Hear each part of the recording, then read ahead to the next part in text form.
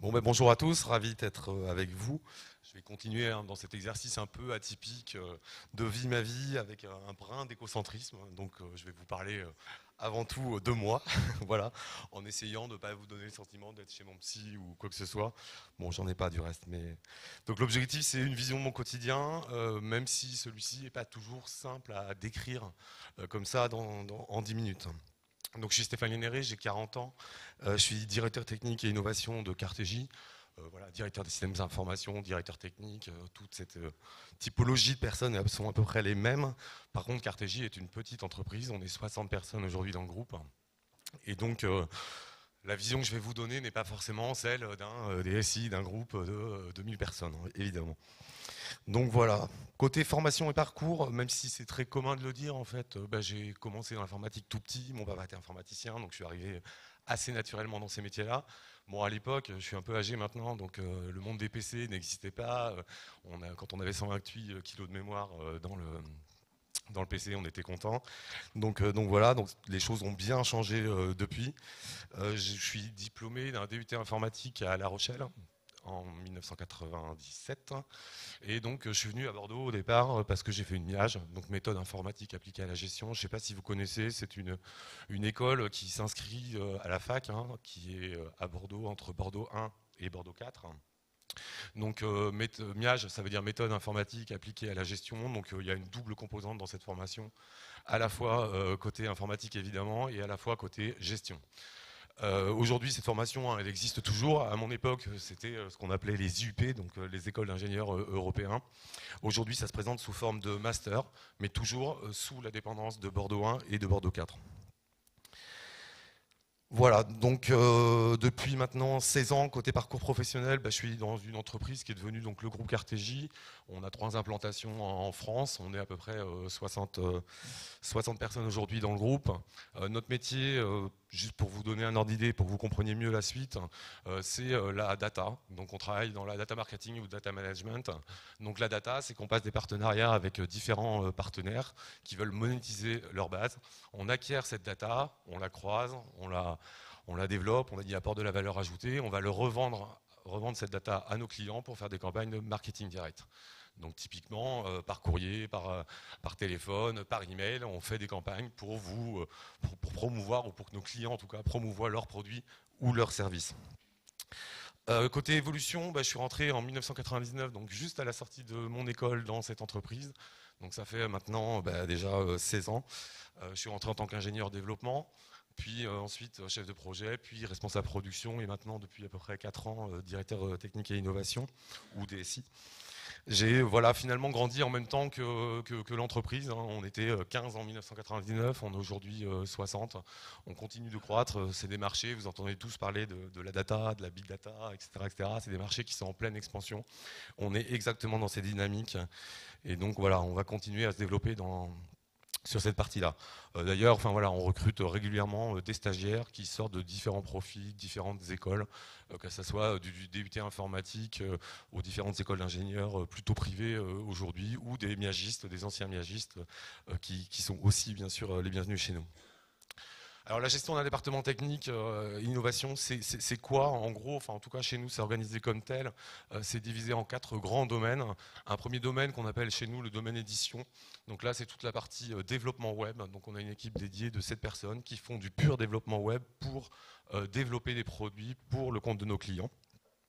Donc moi, mes tâches à l'intérieur de ce domaine-là, c'est le lancement des projets, toute la partie innovation, toute la partie priorisation. Et puis, il ne faut jamais séparer la problématique des coûts et de la gestion des projets. C'est extrêmement important en informatique. On a toujours tendance à avoir des projets qui dérapent un petit peu, qui deviennent un petit peu coûteux. Donc voilà, on est aussi dans cette analyse des coûts pour connaître le coût d'un produit et mieux coller aux besoins de nos clients. Ensuite, il y a un deuxième domaine qui s'appelle le domaine de production, donc lui qui est plus orienté sur la production pour le compte de nos clients. Donc on a 10 commerciaux à peu près qui sont situés sur Paris, sur une agence parisienne, qui vendent des prestations, qui vendent nos produits, donc des prestations de data, des prestations de déduplication, des prestations de croisement de données. Et donc la production, c'est les chargés, donc c'est des techniciens plutôt spécialisés dans la partie base de données qui vont produire pour le compte de nos clients la prestation vendue par le commercial. Donc c'est aujourd'hui une équipe qu'on nomme souvent le cœur du réacteur parce que c'est celle qui rapporte de l'argent à l'entreprise. Il y a des prestations qui sont vendues, elle les réalise et c'est ce qui rapporte de l'argent au quotidien. Une forte partie aussi dans un domaine, le troisième, l'administration système et le système d'information. Donc sur cette partie-là, donc l'administration système, comme on a beaucoup de data, on a un gros data center qui est hébergé chez nous. On a aussi des partenaires hébergeurs comme Alienor qui est assez connu dans la région, et puis des partenaires opérateurs. On a un représentant Didier Magnien ici de l'opérateur Adista par exemple, avec qui nous travaillons sur cette partie-là. Donc là aussi, mon quotidien là-dessus, c'est plutôt la recherche effectivement de partenaires, de fournisseurs, les budgets liés à toutes ces infrastructures réseau qui sont relativement coûteuses à la fois au niveau matériel et à la fois au niveau des liens. Et puis justement une évolution sans cesse de cette architecture, puisqu'on a fait pas mal de croissance externe, donc on a besoin d'une centralisation groupe, donc de nouveaux liens vers de nouveaux sites, et une centralisation aussi sur la partie système d'information pour avoir une vision globale de l'ensemble du groupe dans ce système d'information. Et enfin, un dernier domaine qui est assez récent, qui a maintenant 1 an et demi, qui est un domaine qu'on nomme le Big Data Lab, donc pour être dans la mouvance du Big Data, qui sont des mots souvent employés un petit peu partout.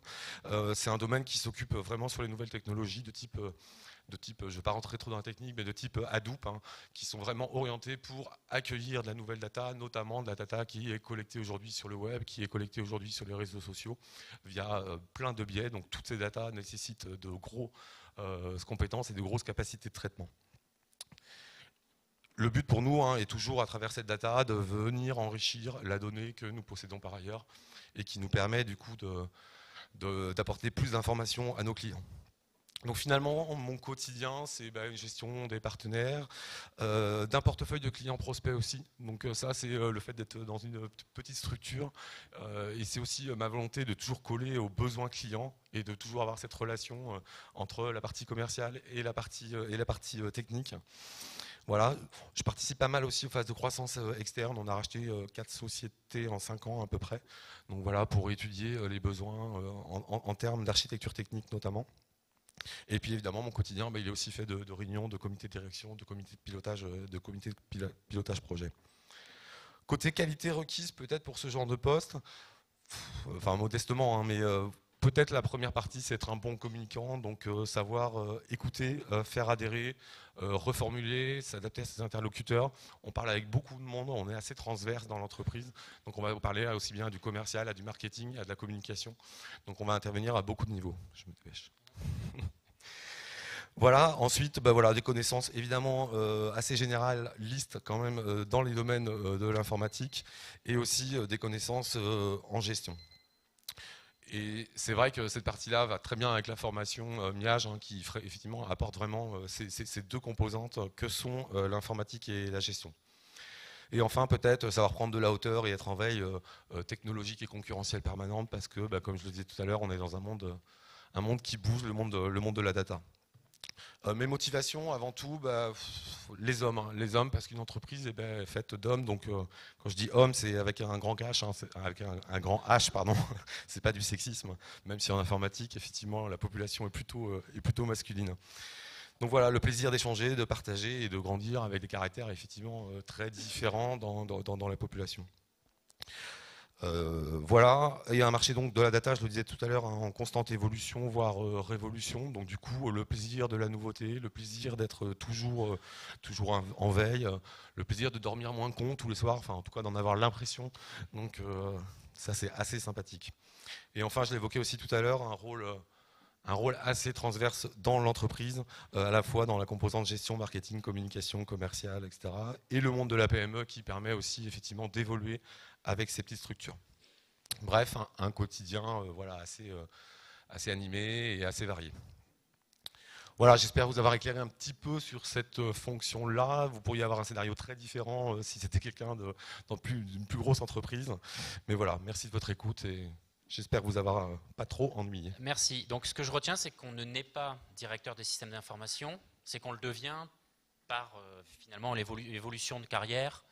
Il n'y a pas de diplôme qui permet de devenir dès l'entrée sur le marché du travail, directeur des systèmes d'information. Mais c'est bien une évolution de carrière.